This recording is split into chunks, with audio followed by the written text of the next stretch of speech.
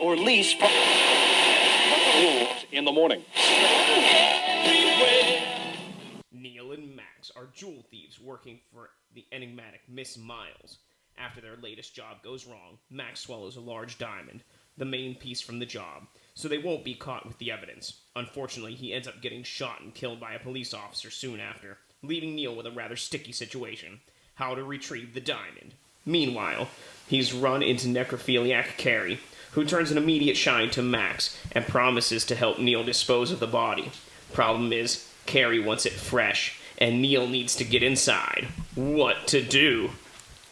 I'm Corey. And I'm Paul. And we are the B-Movie Bros. Here to review B-movies to the best of our ability. Sometimes we get off topic, but randomness is a gift. So you just heard what the back of the box had to say for the 1993 film Gorotica. Let's dive right into this shit here on Sexploitation Month at B-Movie Bros with our technical difficulties, top and bottom three. What do you say we start with the top this time? What's good about this film? Oh my god. What's good about a film with necrophilia? That's the big thing. Well, I mean, for me, number three, all the necrophilia in this movie does seem to happen for a reason, I think. But, I mean, it makes sense to me why it's going on. Sure. Like, you know, the girl is obviously disturbed, and the guy with AIDS, you know, isn't spreading AIDS, and people won't have sex with him. So, you know, corpses will do. You know, it happens, I guess. Number two, the piercing nipple scene is actually pretty cool looking. Probably because it's real. Yes, the guy's nipple does get pierced right there on screen in front of you. And number one, the actor who played the corpse is a champ. He gets his nipple pierced and doesn't flinch. He has a naked chick, quote-unquote, fucking him as a corpse and doesn't twitch. You know, the only better corpse I've seen in a movie is Daniel Radcliffe in Swiss Army Man. And, you know, he actually had to do shit. Yeah. All right, for number three, I have, you know, for a necrophilia movie, I felt it could have been a lot more disturbing, so I'm kind of glad that it wasn't. It was still weird, but, you know, could have been a lot worse. Number two, there are boobs in this movie. And, you know, it makes everything just a little bit better. And number one, I gotta agree with you. The guy who played the corpse is really dedicated to the part. I mean, like you said, they literally pierced one of his nipples, and he doesn't move at all. Like, what a champ. Like, good for him. All right, now on to the bottom three. You know, this was pretty hard to narrow down here. For me, I said number three. Yeah, seriously, how did this punk kill, like, all the cops in this movie that are after him? Like, he looks like a fucking twig. Like, I don't understand it. I don't believe it, not for a second. What the fucking hell is going on here? This guy should have been down and out before the movie even started. He's the type of guy who would have strangled himself with a cordless phone, so. Number two, with what a bitch this gem buyer lady is being, that the main character really needs to find a new straw to purchase this jewel. I mean, seriously, is there no other jewel buyer in the country?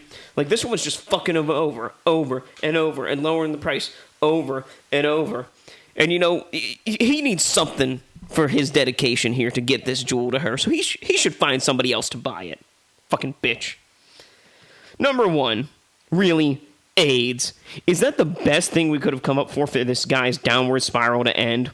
Like, he couldn't just go nuts from seeing his friend's corpse being raped and, you know, killing people over and over. No, it was because he got AIDS blood in his mouth that drove him to kill himself. Seriously? Like, it's not because he went fucking nuts or psychotic. No, it's because he got AIDS. What the fuck?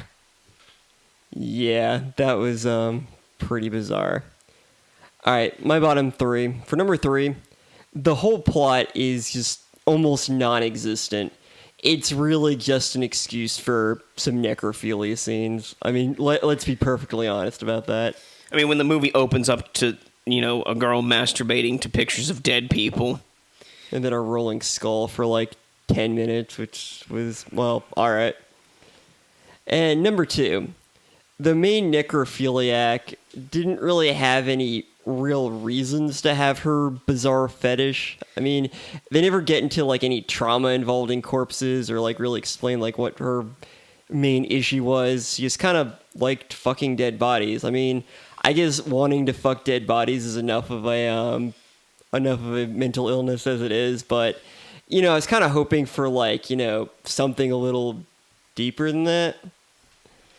And number one, like you said, there's this weird, I guess, attempt at a social commentary about AIDS or something. The main thug dies from getting some guy's blood in his mouth, and the guy had AIDS, so he decides to light himself on fire. I mean, really? That's what you're gonna do? Like, I mean, he didn't even know if he had AIDS from that. Like, he just kind of like, oh, well, there's a chance I have AIDS. I better kill myself in, like, a really horrific way. Like, come on, guys. Like, what point were they trying to make? Were they even trying to make a point?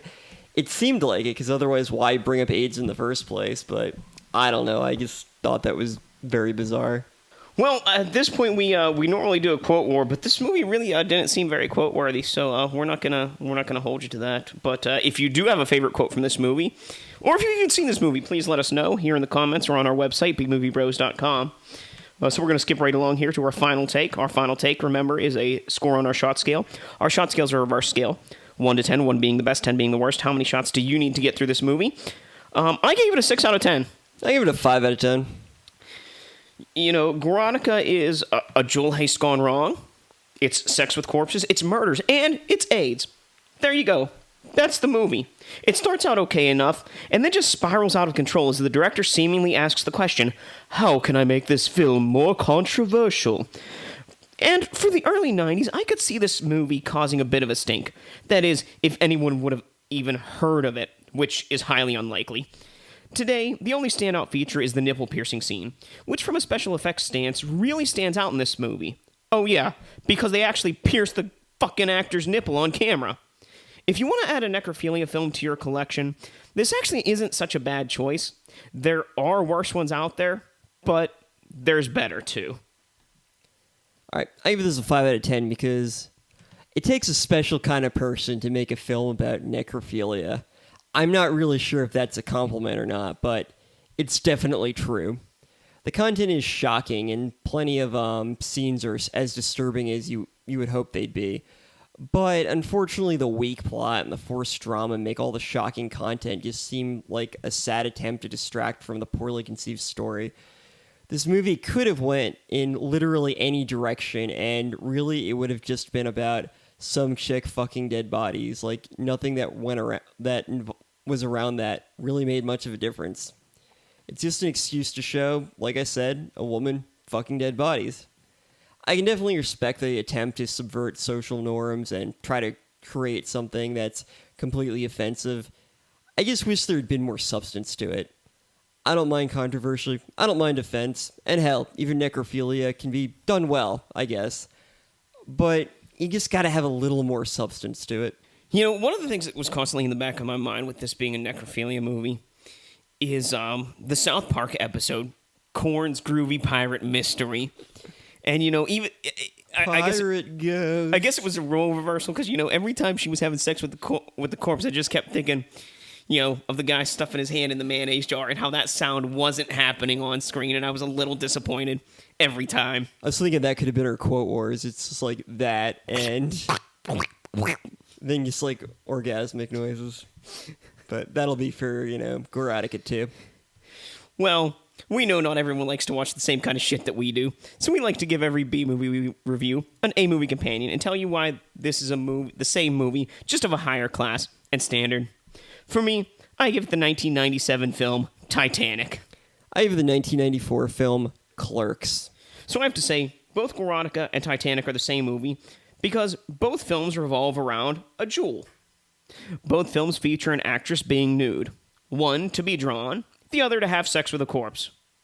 In both movies, the main female is seemingly in love with someone that's dead. In Titanic, old person Rose is still in love with Jack, who died at the end of Titanic. Or before the movie began, or whatever. And the girl in Gorotica is a necrophiliac, so she just loves corpses in general. Both female leads get laid somewhere other than a bed. In Titanic, she gets to have sex in a car. In Gorotica, in a bathtub. And in the end, the lead male character is killed by one of the four elements: earth, wind, water, or fire. Jack in Titanic is killed by water. And the guy from Gorotica is killed by fire. And that is why Titanic from 1997 is an A-movie version of Gorotica from 1993.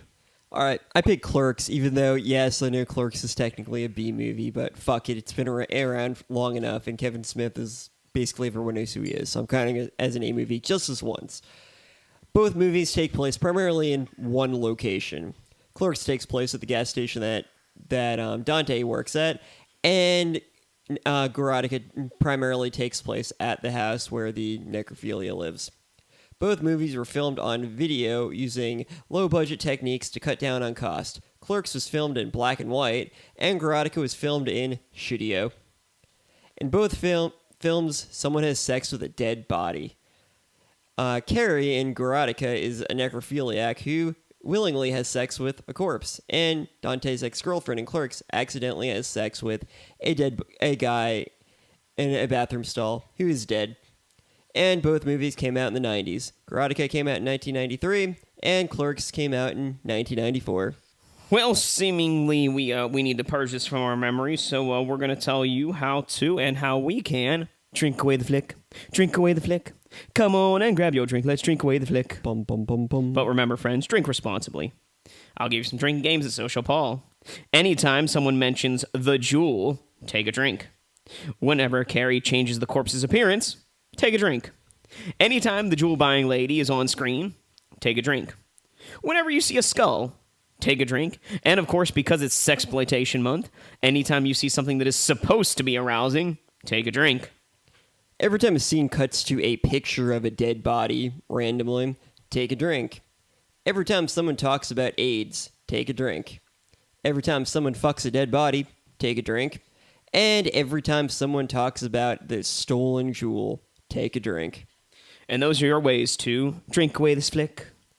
If you have any other thoughts about this movie or anything else B-movie related, you can leave a comment on either our YouTube or SoundCloud pages right below the video. You can also email us at bmoviebros@gmail.com. You can like us on Facebook at facebook.com/bmoviebros. Follow us on Twitter at bmoviebros or my personal Twitter handle at bmoviepaul. Also check out our other reviews and shows. We have new content throughout the week at our website, bmoviebros.com.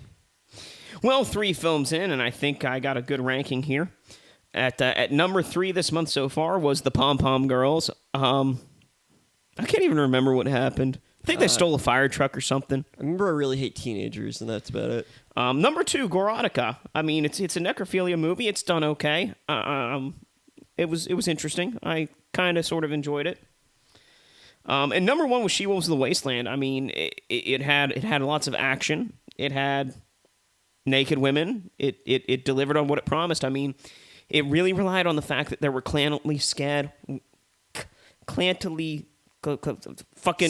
clad. There we go. That's the word. Women throughout the film, and that in and of itself is sexploitation. Oh yeah, mine is very similar. For number 3, I picked Pom Pom Girls. Why? Because there are really only 2 scenes with boobs.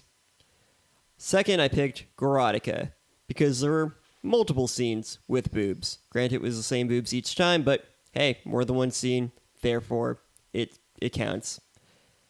And number 1 was She-Wolves of the Wasteland. Why? Because this one had the most amount of boobs. I mean, it is Sexploitation Month, so... Well, you know, I think we're going to expound upon the number of scenes with boobs next week as we round out Sexploitation Month with the 2003 Sexploitation parody Spider Babe, which was one of those late-night made-for-TV Cinemax, also known at the time as Skinemax movies, which is basically a softcore porn. You know, this has been a really disappointing Sexploitation Month, so I'm really hoping that one turns it around, or, you know, we're going to have another one at some point, because I feel like we got shipped. Oh, no, not more sexploitation. Oh, no. Never. Can we handle more naked women? You know, we'll do it just for the fans. So, friends, until next time, be brave, be alive, and be back for more.